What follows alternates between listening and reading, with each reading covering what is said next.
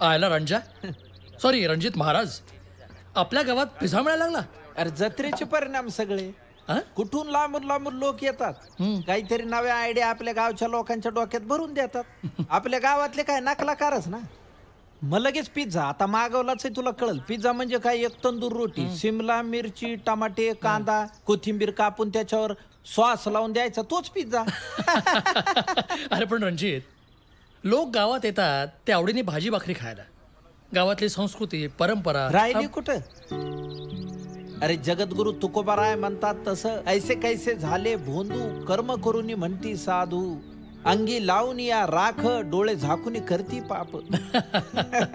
तू खऱ्या अर्थाने कीर्तनकार झालाच गड्या. हा, पण नाटकाचा नाद सुटला नाही अवशेष. गावच्या जत्रेत दरवर्षी नाटक बसवतो मी. तू आज ये तालमीला. नाही नाही नको नको, आपण रात्री जेवायला जाऊ.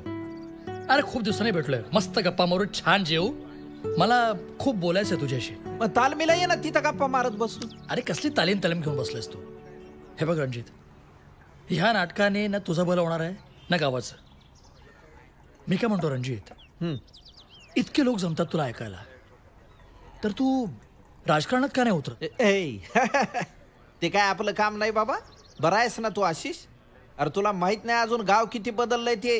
एकदा माझ्या बरोबर हिंड मित्रा, मग दाखवतो गाव कसं हायफाय झालंय ते.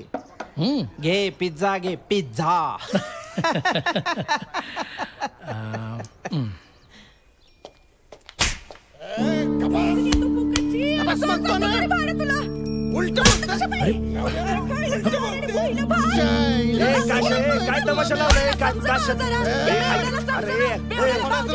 कशाला रोज दारू पिऊन मारतो वहिनी तू? चल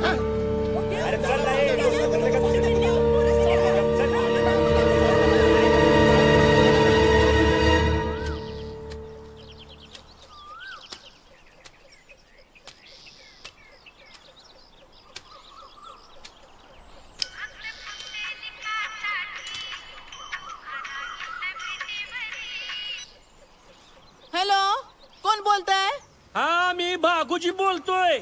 सकाळपासून वाट पाहतोय तुझी. ऑनलाईन आली नाहीस तू. ते चॅटिंगचं मरू द्या आता. माझं शेत खुरपायचं राहिलंय. उद्या आपण चॅटिंग करू आप्पा. अगं मी ऐकलं गाईला वासरू झालं म्हणून. अगं पेड नाही तर नाही, पण फोटो तर टाक फेसबुकात. आपल्या सोन्याला दाखवीन म्हणलं. पठाव बाप झाला ना 22व्या टायमाला. बरं बरं ठेवते. बघा तुमच्या शहरानं आमच्या ग्रामीण भागाला काय दिलंय मराठे साहेब. चला